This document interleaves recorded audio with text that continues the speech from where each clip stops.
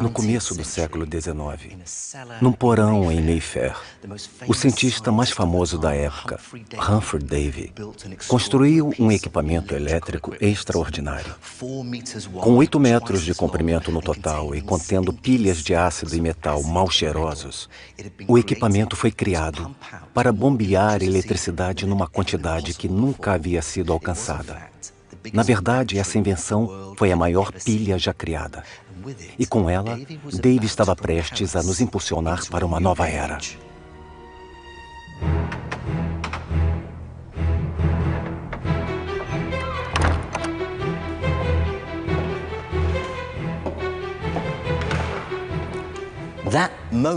Essa experiência aconteceu durante uma aula no Instituto Real, diante de centenas de londrinos ilustres. Ansiosas, essas pessoas lotaram o auditório na esperança de testemunhar uma nova e palpitante maravilha elétrica. Mas o que elas viram naquela noite foi algo muito especial. Algo que elas nunca mais esqueceriam. Usando apenas 2 bastões de carbono simples, Humphrey Davy estava prestes a liberar o verdadeiro potencial da eletricidade.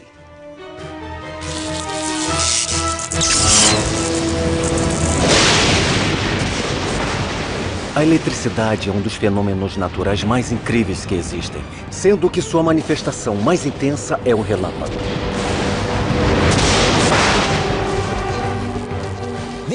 Esta é a história de como começamos a sonhar com formas de controlar essa força natural primitiva e de como conseguimos dominá-la. Vamos contar a história de 300 anos de saltos alucinantes na imaginação e experimentos extraordinários. Dezenas de milhares de volts passaram pelo corpo dele para chegar até a extremidade da lâmpada que ele segurava. Vamos contar a história de gênios rebeldes que usaram a eletricidade para iluminar as cidades e promover a comunicação além-mar e através do ar. Eles a usaram para criar a indústria moderna e a revolução digital. Mas, neste documentário, vamos contar a história dos primeiros cientistas que começaram a desvendar os mistérios da eletricidade. É como se houvesse algo vivo nela. Eles estudaram um elo curioso entre a vida e a eletricidade. Construíram instrumentos estranhos e possantes para criá-la e até conseguiram domar os relâmpagos. Foram esses homens que abriram o caminho para o mundo moderno. E tudo começou com uma faísca.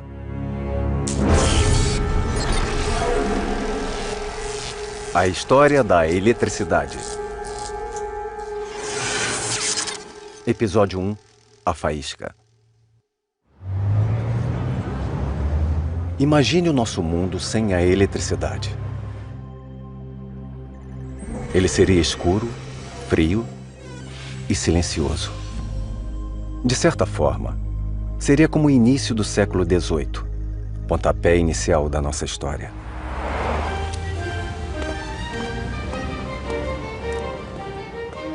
Essa é a Sociedade Real de Londres.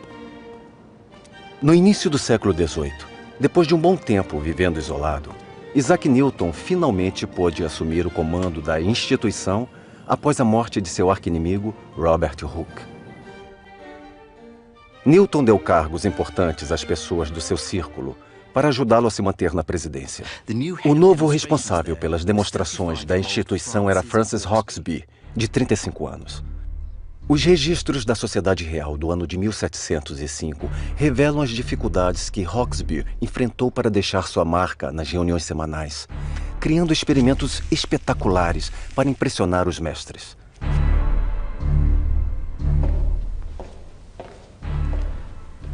Em novembro, ele apareceu com este objeto, uma esfera giratória de vidro. Ele foi capaz de retirar o ar de dentro da esfera usando uma máquina nova, a bomba de ar. Girando a manivela, ele conseguiu girar a esfera. Uma a uma, as velas do salão foram sendo apagadas. Quando Francis encostou a mão na esfera, o público do salão presenciou algo espantoso.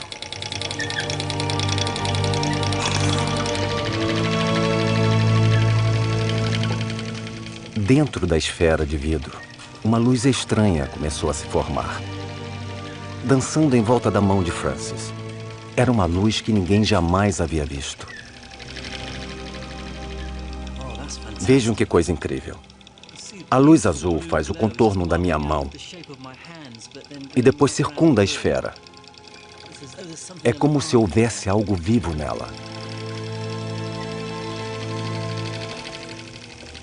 É difícil compreender porque aquela luz azul dançante foi tão importante. Mas é preciso ter em mente que naquela época, fenômenos naturais como esse eram atribuídos à ação de Deus.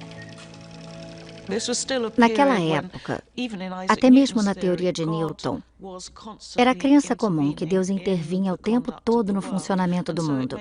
Então fazia todo sentido as pessoas interpretarem fenômenos naturais como atos de Deus. Então, o fato de um mero mortal se intrometer nos assuntos de Deus quase escapava totalmente à compreensão racional. Hawksby jamais tomou conhecimento da importância do seu experimento. Ele perdeu interesse na esfera luminosa e passou os últimos anos da vida criando experimentos ainda mais espetaculares para Isaac Newton testar suas outras teorias. Hawksby jamais notou que deu início a uma revolução elétrica.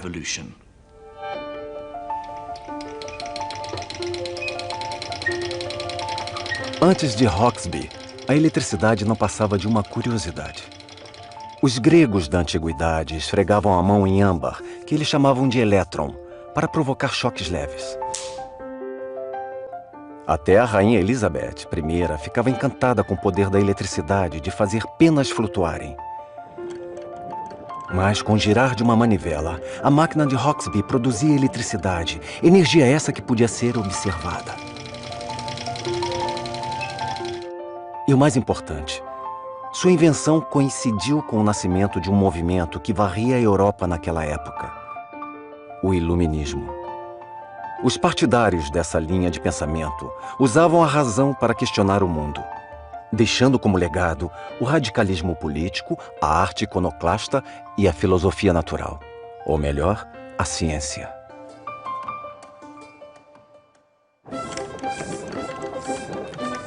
Ironicamente, a nova máquina de Hawksby não foi adotada de imediato por esses intelectuais, mas por ilusionistas e mágicos de rua. Os indivíduos interessados na eletricidade se autodenominaram eletricistas. Vamos contar um fato ocorrido durante um jantar que teve como convidado um conde austríaco.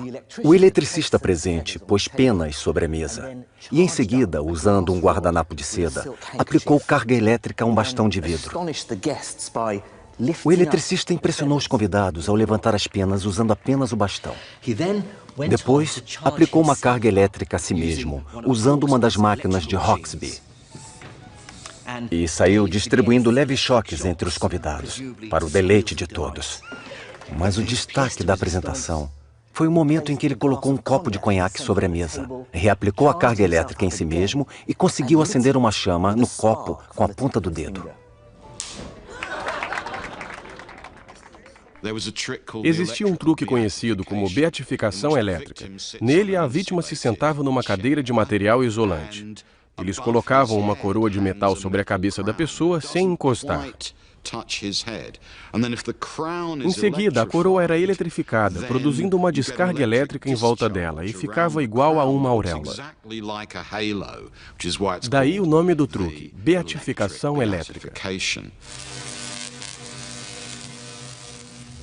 Conforme a Inglaterra e o resto da Europa demonstravam um interesse cada vez maior pela eletricidade, os espetáculos foram ficando cada vez maiores. E os eletricistas mais curiosos passaram a se fazer perguntas. Como podemos deixar nossas apresentações maiores e melhores? Mas também como vamos conseguir controlar essa força espantosa? Outros questionavam se o fogo elétrico poderia servir para algo mais além do entretenimento.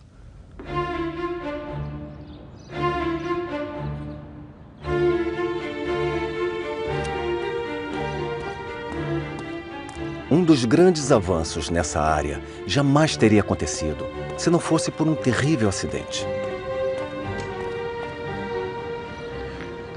Esta é a Charterhouse, no centro de Londres. Há 400 anos, ela é usada como instituição de caridade para jovens órfãos e senhores idosos. Na década de 1720, esse local também passou a ser o lar de um certo Stephen Gray. Stephen Gray era um próspero tingidor de seda em Canterbury. As faíscas que saíam da seda o fascinavam. Mas, infelizmente, um acidente o deixou paralítico, dando fim à sua carreira e levando-o à penúria. Quando Gray teve a oportunidade de morar na Charterhouse, ele passou a ter tempo de fazer seus próprios experimentos elétricos.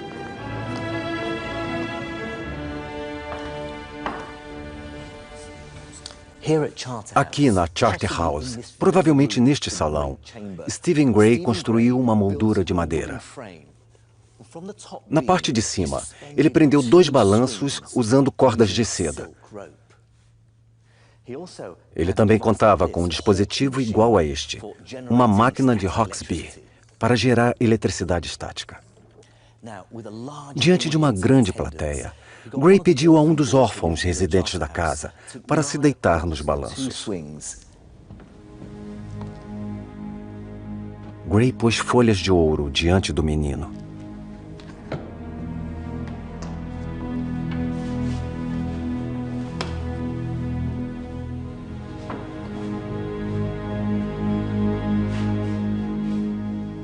Depois, gerou eletricidade e a aplicou no menino usando uma biela.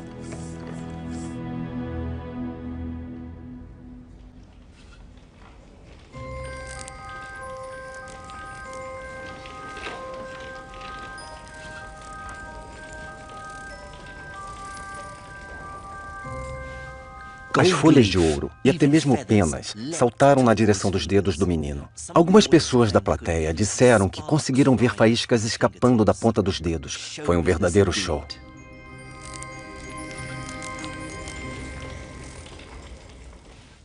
Mas para a mente curiosa e investigativa de Stephen Gray, o fenômeno trazia outra informação. A eletricidade podia se mover. Ia da máquina até o corpo do menino através das mãos dele. Só que ao chegar à corda de seda, ela não passava mais. Ou seja, o misterioso fluido elétrico passava através de alguns materiais, mas de outros não.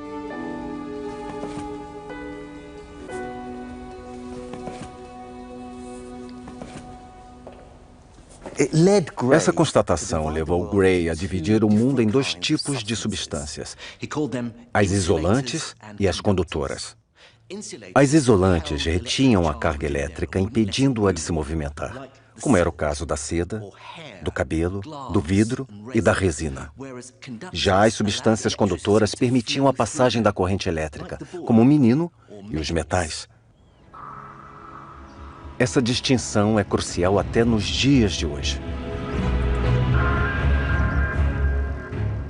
Vejamos essas torres de transmissão. Elas funcionam graças ao mesmo princípio usado por Gray quase 300 anos atrás. Os cabos são condutores, enquanto os objetos de vidro e cerâmica entre os cabos e os metais das torres são materiais isolantes. Eles impedem que a eletricidade vaze dos cabos para as torres e delas para a terra. Funcionam exatamente como a corda de seda usada no experimento de Gray.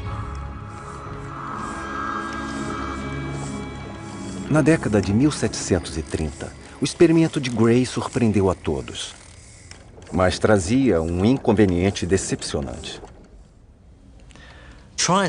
Por mais que tentasse, Gray não conseguia reter a eletricidade que gerava por muito tempo.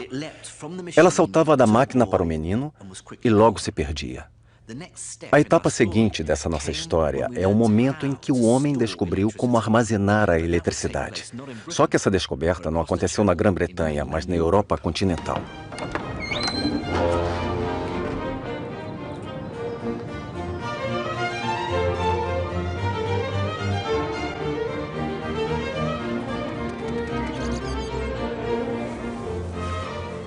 Do outro lado do Canal da Mancha, os eletricistas viviam tão atarefados quanto os colegas britânicos. Um desses centros de pesquisa ficava aqui em Leiden, na Holanda.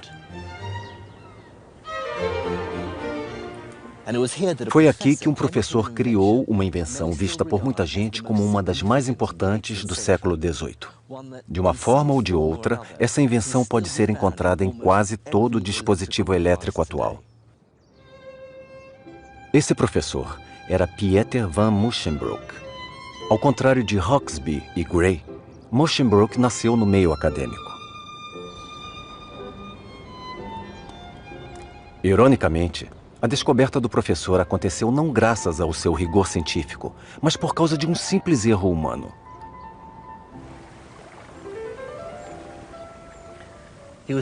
Ele vinha tentando encontrar uma forma de armazenar a carga elétrica para suas demonstrações.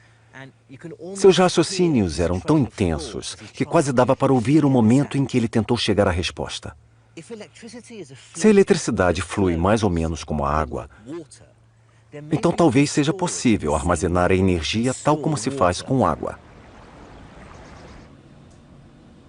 Musschenbroek foi ao laboratório para tentar criar um dispositivo de armazenamento de eletricidade. Para isso, ele pensou de forma literal. Ele encheu uma garrafa de vidro com água.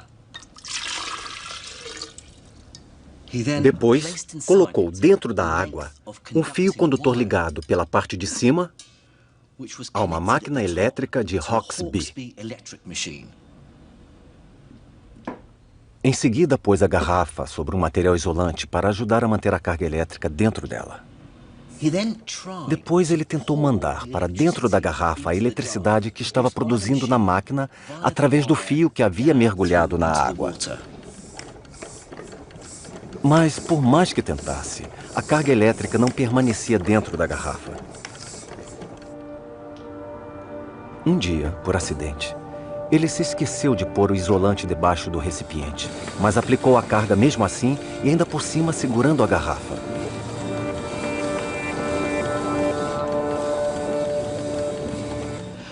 Com o recipiente em uma das mãos, ele encostou na parte de cima com a outra. Por causa disso, ele levou um choque elétrico tão forte que quase caiu no chão.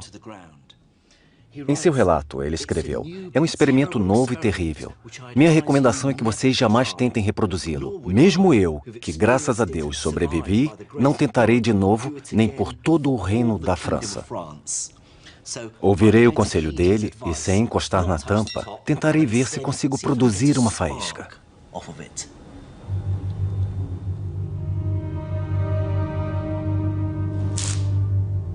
A força da eletricidade que saiu da garrafa de água foi maior do que qualquer coisa vista antes. O mais surpreendente foi que a garrafa conseguiu armazenar a eletricidade durante horas e até dias.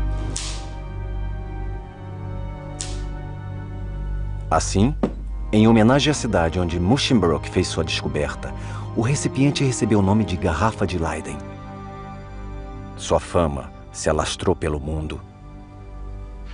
De forma muito rápida, a partir de 1745 até o final da década, a notícia sobre a garrafa de Leiden se espalhou mundo afora. Vai do Japão, no Extremo Oriente, até a Filadélfia, nos Estados Unidos. O fato se tornou uma das notícias que se espalharam mais rapidamente pelo mundo.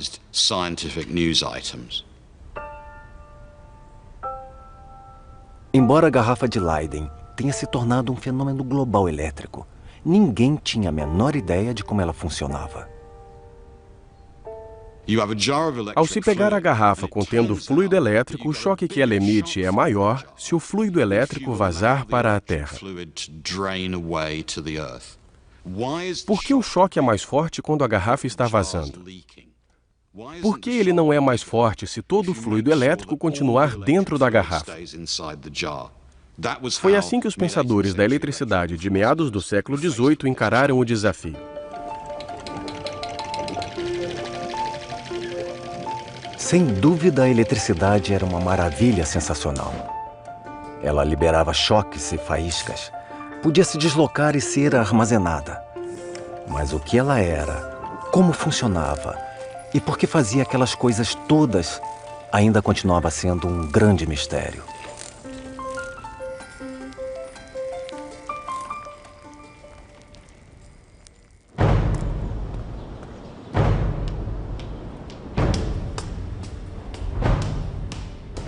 Dez anos depois, um grande avanço na área veio de uma pessoa inesperada. Um homem em guerra política e filosófica contra o jugo inglês.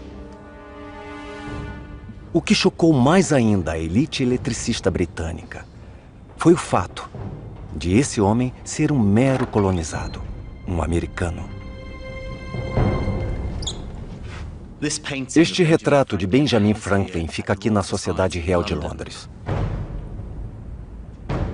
Ele era um defensor ferrenho da emancipação dos Estados Unidos e via a busca pela ciência racional, em particular a eletricidade, como uma forma de combater a ignorância e o culto a falsos ídolos e, em última instância, sua elite intelectual colonizadora.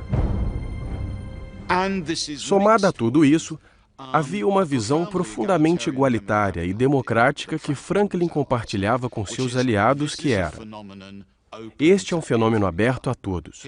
Temos algo aqui que a elite não entende, mas que nós podemos vir a entender. Temos algo que a elite não consegue controlar, mas que um dia poderemos controlar. E temos algo que dá origem a todo tipo de superstição, mas nós, como intelectuais racionais, igualitários e democratas, poderemos compreender sem parecer que somos escravos de magia e de mistério. Franklin decidiu usar o poder do raciocínio para explicar em termos racionais o que muita gente pensava ser um fenômeno mágico, os relâmpagos.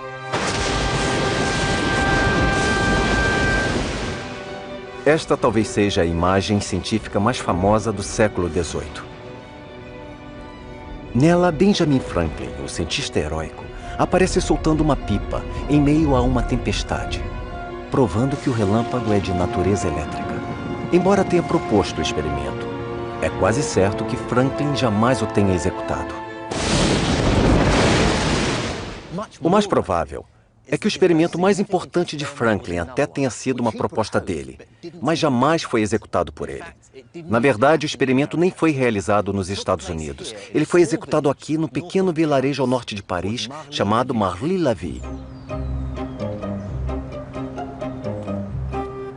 Os franceses tinham adoração por Franklin, principalmente por sua militância anti-britânica, e assumiram a tarefa de realizar suas ideias de experimentos sem que ele estivesse presente. Eu fui ao local exato onde o experimento foi realizado.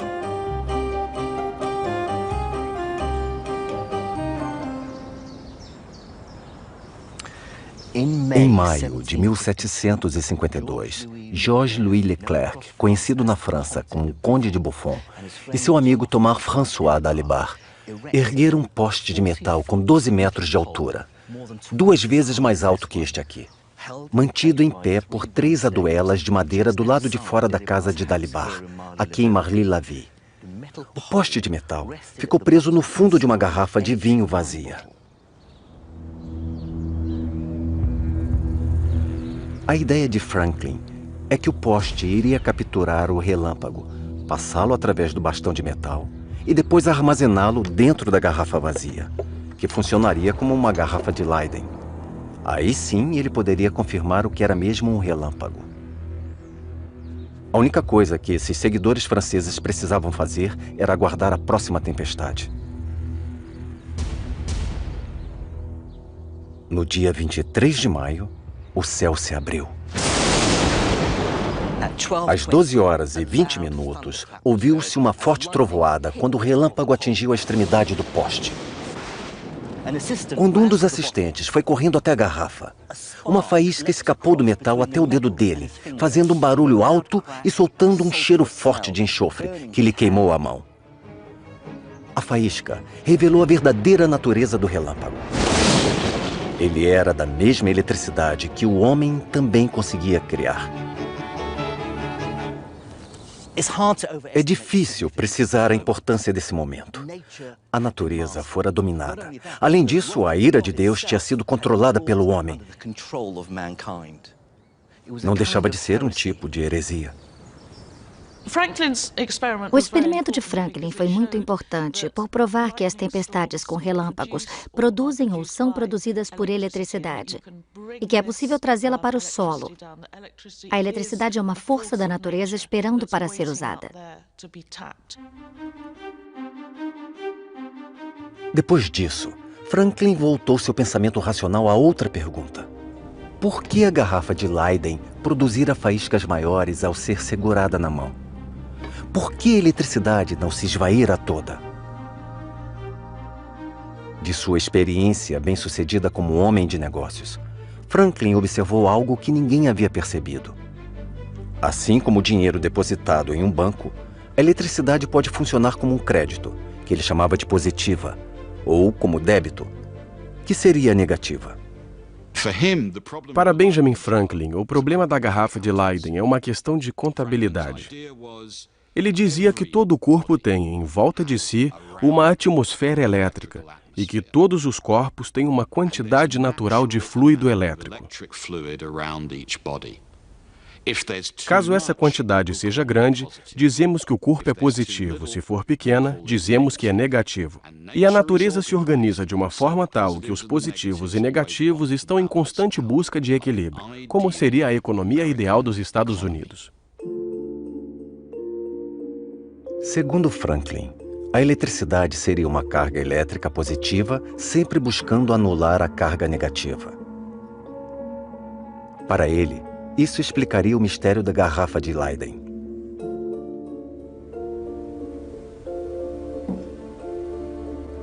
Conforme a garrafa recebe carga, uma carga elétrica negativa é inserida pelo cabo e para dentro da água. Se a garrafa estiver em cima de um material isolante, uma pequena quantidade se acumula na água. Mas, se a garrafa estiver na mão de alguém enquanto receber carga, a carga elétrica positiva será sugada do corpo dessa pessoa a partir da terra até a parte externa da garrafa, tentando anular a carga negativa de dentro da garrafa. Mas as cargas positiva e negativa são impedidas de fazer essa anulação por causa do vidro, que age como isolante. Então, a carga só faz crescer nos dois lados do vidro.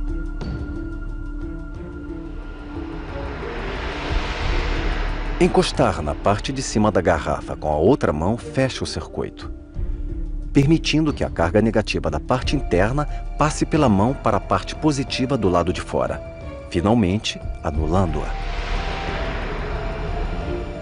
A movimentação dessa carga causa um choque forte e muitas vezes a formação de faíscas.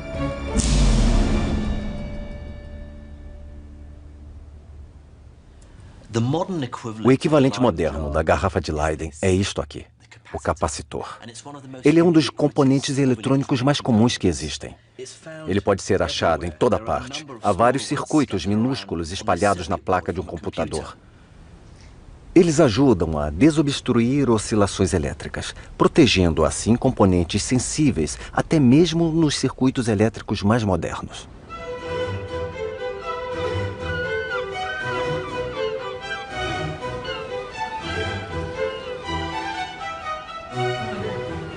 Solucionar o mistério da garrafa de Leyden e identificar o relâmpago como nada mais, nada menos que um tipo de eletricidade foram dois grandes êxitos para Benjamin Franklin e o novo movimento do iluminismo.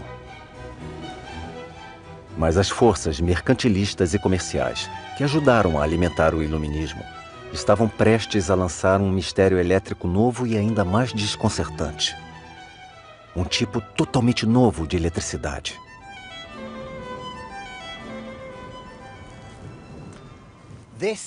Este é o Canal da Mancha. Nos séculos 17 e 18, boa parte da riqueza do mundo circulou nessas águas, saindo de todos os cantos do Império Britânico e de outras partes, a caminho de Londres. As especiarias da Índia, o açúcar do Caribe, o trigo da América e o chá da China. Mas é claro que não se faziam apenas trocas comerciais. Novas espécies animais e vegetais vindas do mundo inteiro invadiram Londres. Inclusive uma em especial que deixou os eletricistas fascinados. Chamado de tremelga, este peixe faz parte das histórias de pescadores. Ao que constava, sua picada seria capaz de derrubar um homem. Quando os eletricistas começaram a estudar a picada provocada por esse peixe, viram que, estranhamente, ela era semelhante ao choque produzido pela garrafa de Leyden. Será que a picada desse peixe seria, na verdade, um choque elétrico? A princípio, muitos acharam que o choque da tremelga fosse lenda. Alguns diziam que provavelmente era apenas a picada do peixe, enquanto outros afirmavam que não poderia ser um choque, porque sem faísca não era eletricidade.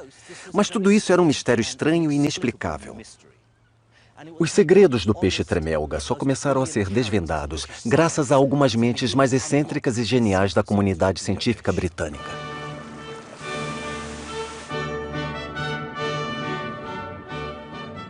Este é o único retrato disponível de Henry Cavendish.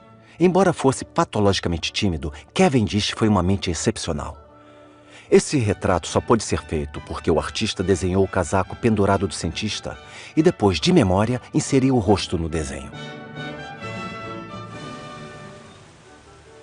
Cavendish veio de família muito rica, os Devonshire, os donos da mansão Chatsworth, localizada em Derbyshire.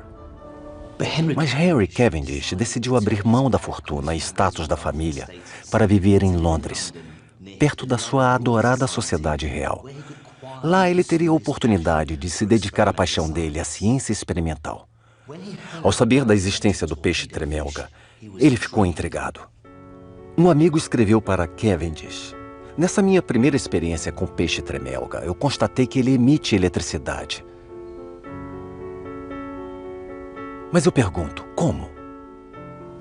Para entender como um ser vivo era capaz de produzir eletricidade, Cavendish decidiu criar seu próprio peixe artificial. Aqui nós vemos os projetos do cientista. 2 garrafas de Leyden no formato de peixe enterradas na areia. Ao ser tocada, a areia soltava um choque forte. Esse modelo convenceu Cavendish de que o peixe tremelga era elétrico. Mas o cientista ainda tinha um problema inoportuno. Embora o peixe real e o peixe artificial de Cavendish dessem choques fortes, o peixe de verdade nunca soltava faísca.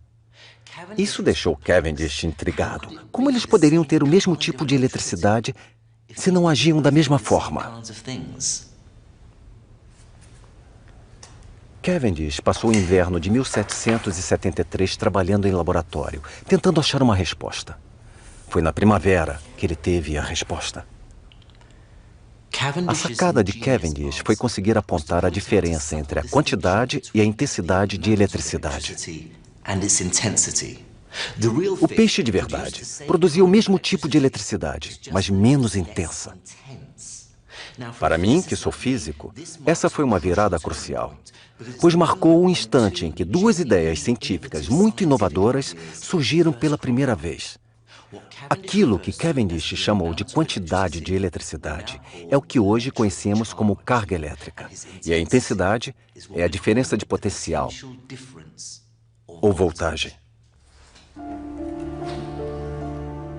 Assim, o choque da garrafa de Leyden tinha alta voltagem, mas carga baixa, enquanto o peixe tremelga apresentava voltagem baixa com carga elétrica alta.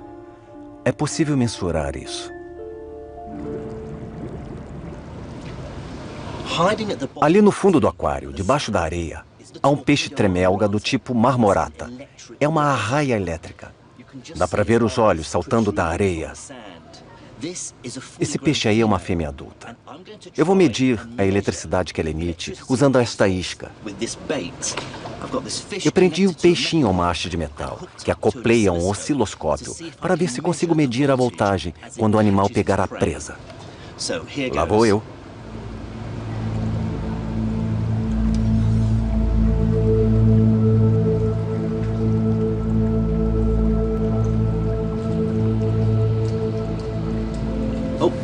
Já teve um.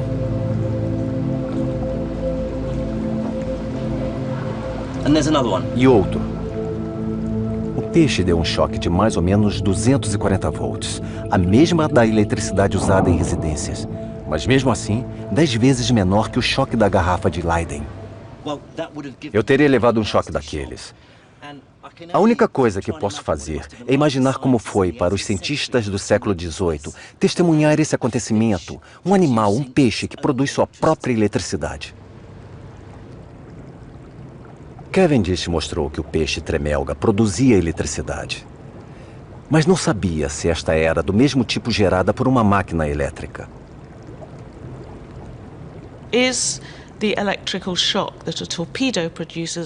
O choque que o peixe dá é o mesmo choque emitido por uma máquina ou são tipos diferentes? Será que existe uma eletricidade gerada artificialmente e outra que só é gerada em seres vivos? Esse é um debate que dividiu opiniões por décadas.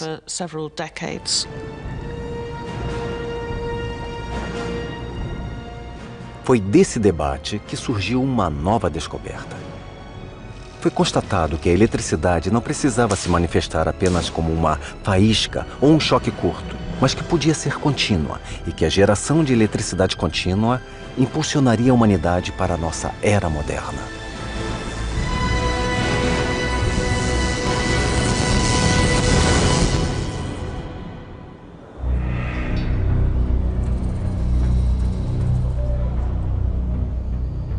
Mas a etapa seguinte na história da eletricidade veio à tona por causa da forte rivalidade profissional e pessoal entre dois acadêmicos italianos.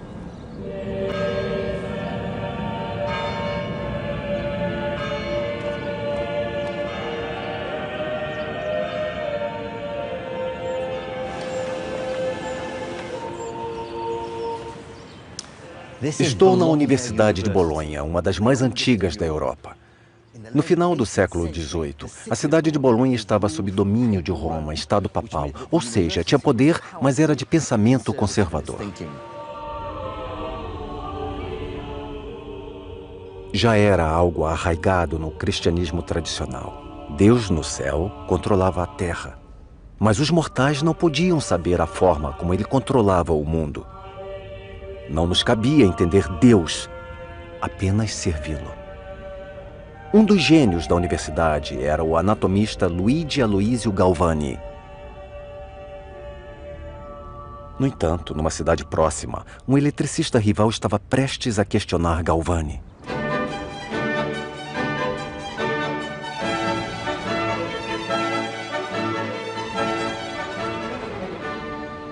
Estamos em Pavia, a 240 quilômetros de Bolonha.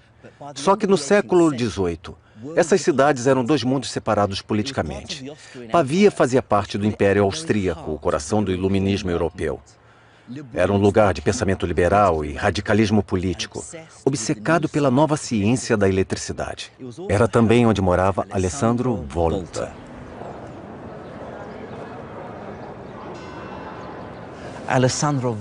Alessandro Volta era muito diferente de Galvani. Nascido numa família lombarda, era jovem, arrogante, carismático, mulherengo e gostava de uma polêmica. Ao contrário de Galvani, Alessandro Volta gostava de exibir seus experimentos em palcos internacionais para qualquer plateia. As ideias de Alessandro eram desassociadas dos dogmas religiosos de Galvani. Assim como Benjamin Franklin e os iluministas europeus, ele era a favor do pensamento racional e de que a verdade científica, como um deus grego, acabaria com a ignorância. A superstição era o inimigo. A razão, o futuro. Esses dois homens tinham fascínio pela eletricidade. Suas diferentes visões de mundo moldaram a forma como eles a estudaram.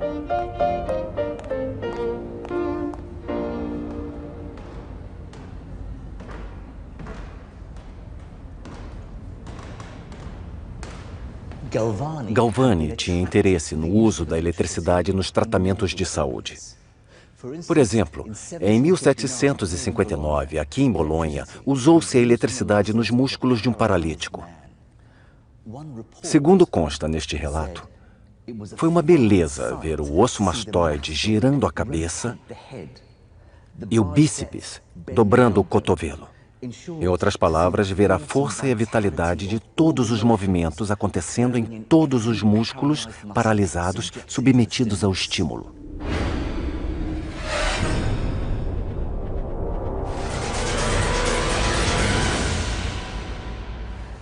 Galvani acreditava que esses exemplos mostravam que o corpo humano funciona usando a eletricidade animal.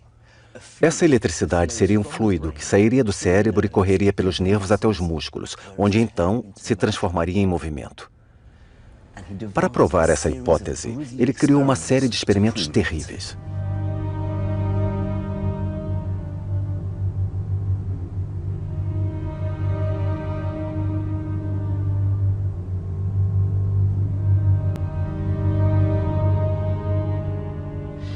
Primeiro, ele preparou um sapo. Segundo o relato escrito dele, o sapo estava sem pele, sem as vísceras. Só os membros inferiores mantinham-se juntos graças aos nervos crurais. No meu caso, eu mantive meu sapo quase intacto, mas deixei os nervos que ligam as pernas à vista. Depois, ele usou a máquina elétrica de Hauksbee para gerar uma carga eletrostática, que depois de se acumular, passaria neste braço e cairia no fio de cobre. Depois, ele ligou o fio de cobre com carga ao sapo e outro ao nervo bem acima da perna. Vejamos o que acontece. A perna do sapo se mexe assim que encosta o fio no nervo. De novo. Segundo Galvani, o que acontecia era o seguinte. Havia um tipo especial e estranho de entidade no músculo do animal, e ele chamava essa entidade de eletricidade animal. Não era a eletricidade comum, era uma eletricidade inerente aos seres vivos. Para Alessandro, o conceito de eletricidade animal cheirava a superstição e magia. E assim não deveria ter espaço dentro do contexto da ciência iluminista. Alessandro Volta tinha uma visão bem diferente do experimento em relação a Galvani. Ele acreditava ter revelado algo totalmente novo. Segundo Volta, as pernas do sapo se mexeram não por causa da liberação de eletricidade do animal, mas por causa de uma eletricidade artificial vinda de fora. As pernas funcionaram só como um indicador. Só se mexeram por causa da eletricidade emitida pela máquina de Hauksbee. De volta a Bolonha, Galvani teve uma reação furiosa às ideias de Alessandro Volta. Ele acreditava que o rival havia ultrapassado os limites das experiências com eletricidade para entrar no âmbito de Deus, cometendo assim uma heresia. Acreditar na existência de um espírito como a eletricidade, produzi-la artificialmente e afirmar que aquele espírito, aquela força viva era a mesma coisa que algo produzido por Deus, que Deus havia colocado num ser vivo, era considerado um sacrilégio. Isso porque essa afirmação eliminava a divisão entre o mundo de Deus e o mundo material.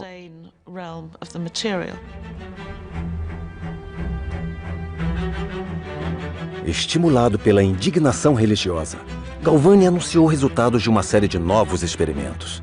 Segundo ele, os resultados desmentiriam Alessandro Volta. Durante um experimento, ao pendurar os sapos no arame, ele viu algo totalmente inesperado. Ligando um fio de cobre ao arame onde o sapo estava pendurado e encostando a outra extremidade do fio de cobre ao nervo, ele achou que havia feito a perna do sapo se mexer sem necessidade de eletricidade alguma.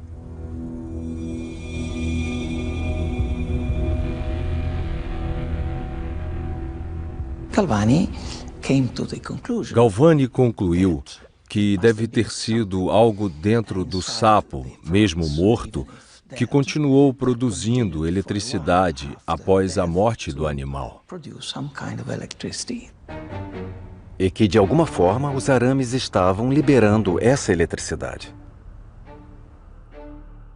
No mês seguinte, Galvani focou seus experimentos ao isolamento dessa eletricidade animal usando combinações de sapo, arames, garrafas de Leyden e máquinas elétricas. Segundo Galvani, essas experiências provavam que a eletricidade vinha de dentro do sapo. Os músculos do anfíbio eram as garrafas de Leyden, que acumulavam fluido elétrico e depois o liberavam abruptamente. No dia 30 de outubro de 1786, Galvani publicou suas descobertas no livro De Animale Electricitate, ou Da Eletricidade Animal. Galvani tinha tanta confiança nas suas novas ideias que mandou uma cópia do livro para o rival Volta. Só que Alessandro não acreditava no conceito de eletricidade animal defendido por Galvani. Ele acreditava que a eletricidade tinha que vir de outra fonte. Mas de onde?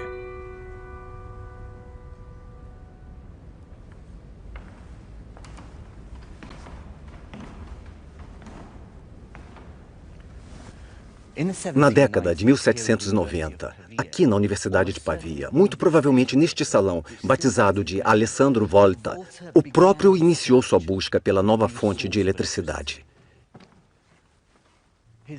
Ele desconfiava dos metais que Galvani usara para fazer mover as pernas dos sapos. A curiosidade de Alessandro Volta estava aguçada por causa de um fenômeno incomum com o qual ele havia se deparado: o gosto das combinações de metais. Ele descobriu que ao pegar duas moedas de metais diferentes, colocá-las na ponta da língua e depois deixar uma colher de prata em cima delas, sentia uma espécie de formigamento muito semelhante ao sentido com uma descarga da garrafa de Leyden. Volta concluiu que era possível sentir o gosto da eletricidade e que ele devia ser o resultado do contato dos metais diferentes das moedas e da colher. Sua teoria foi um tapa na cara de Galvani. A perna do sapo se mexeu não por causa da eletricidade do animal, mas por causa de uma reação à eletricidade dos metais. Só que a eletricidade gerada pelas moedas era muito fraca. Como daria para deixá-la mais forte?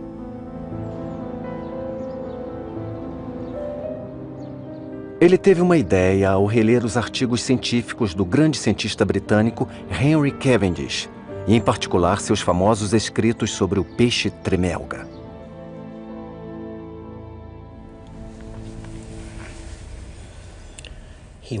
Ele decidiu estudar o peixe tremelga mais a fundo, principalmente os padrões repetidos das cavidades no dorso do animal. O cientista queria saber se o padrão repetido do peixe era a resposta para entender o choque forte que ele soltava. Talvez cada cavidade do peixe funcionasse como as moedas e a colher. Cada uma geraria uma pequena quantidade de eletricidade. O choque forte talvez pudesse ser explicado por causa do padrão de cavidades repetidas.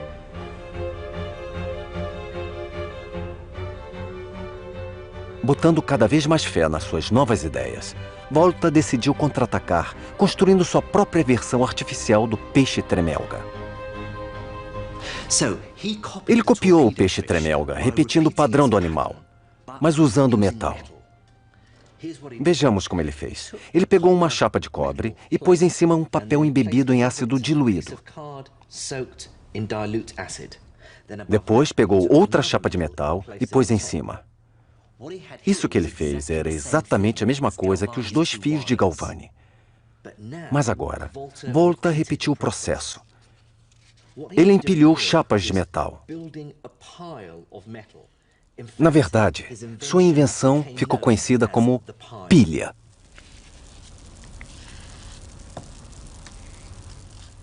Mas a grande revelação era o que a pilha podia fazer. Volta testou a pilha em si mesmo. Vejamos, ele prendeu 2 fios a cada um dos lados da pilha e as outras extremidades dos fios à língua. Dava para sentir o gosto da eletricidade. Dessa vez, ela foi mais forte que o normal, além de ser constante.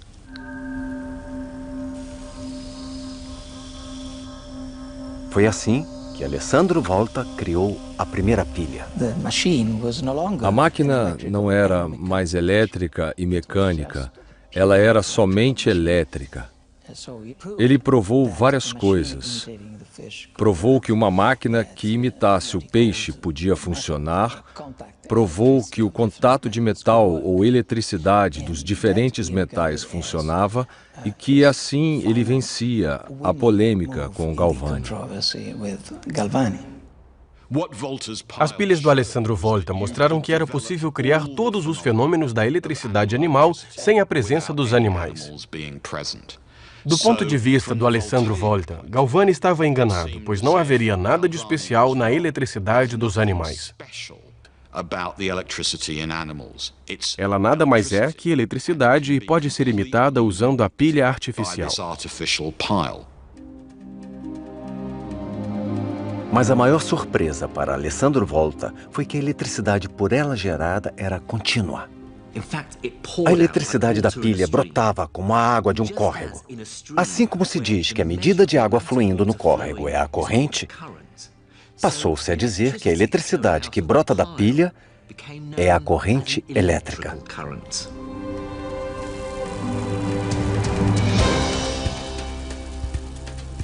200 anos depois de Alessandro Volta, finalmente entendemos o que é a eletricidade de fato.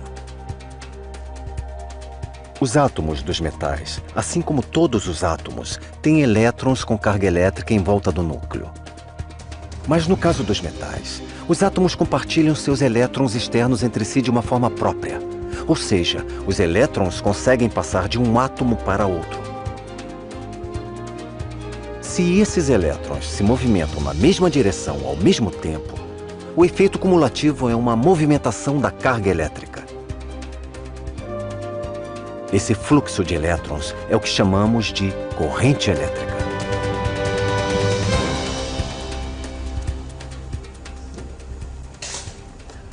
Semanas depois de Volta publicar os detalhes da pilha que havia criado, outros cientistas estavam descobrindo uma coisa impressionante que o invento poderia fazer.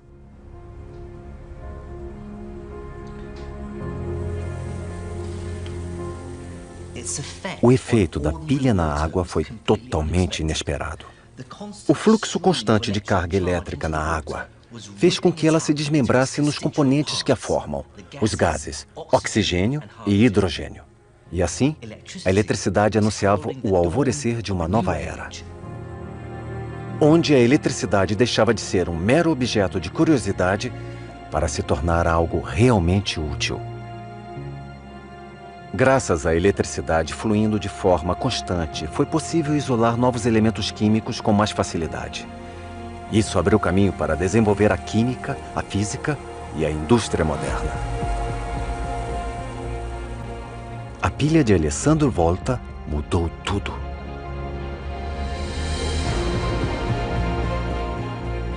Transformou seu criador em celebridade internacional, reconhecido pelos ricos e poderosos.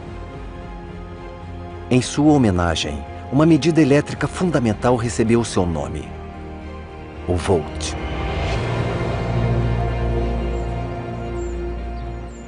No entanto, o rival de Alessandro não aceitou bem a derrota. Deprimido e empobrecido, Luigi Aloisio Galvani faleceu no dia 4 de dezembro de 1798. Em minha opinião, não foi a invenção da pilha que mudou tudo na história da eletricidade. Foi o que veio depois.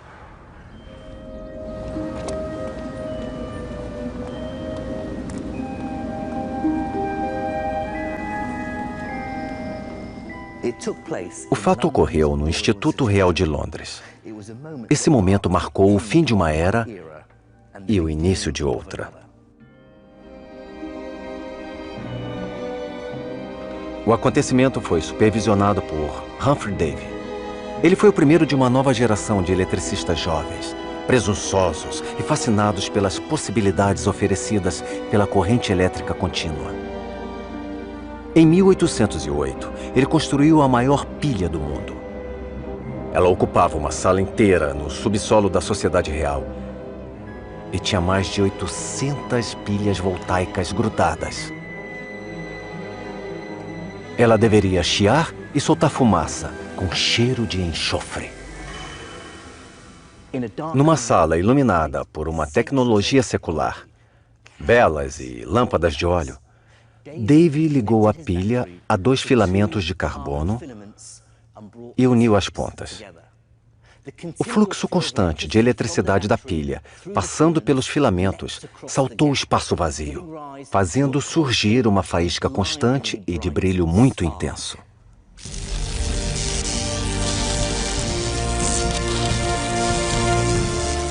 E das sombras, fez-se a luz.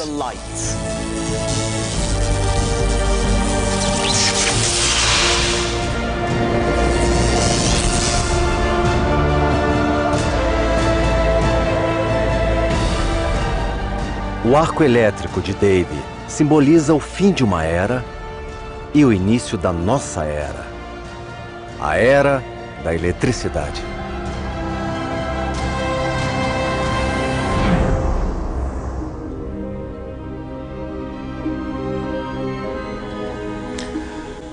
Mas há um personagem sinistro nesta história toda.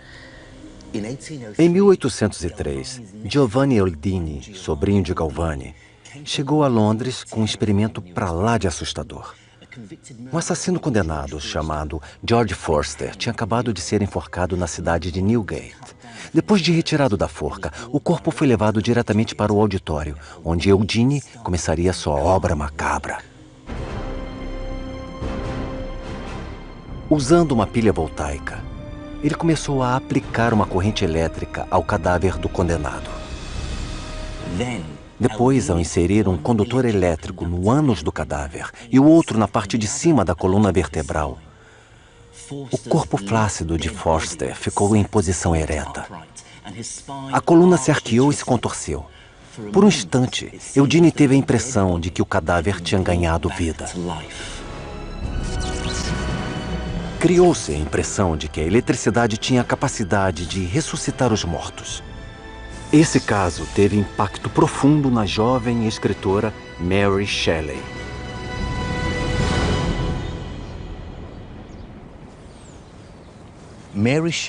Mary Shelley escreveu uma das histórias mais impactantes e permanentes de todos os tempos. Passado em parte aqui no Lago de Como, Frankenstein conta a história de um cientista galvanista, provavelmente inspirado em Eudine, que dá vida a um monstro usando eletricidade. Depois, enojado com sua arrogância, ele abandona a criatura. Assim como o arco elétrico de Dave, o livro simboliza a mudança nos tempos. O fim da era de milagres e romance e o início da era da racionalidade, da indústria e da ciência.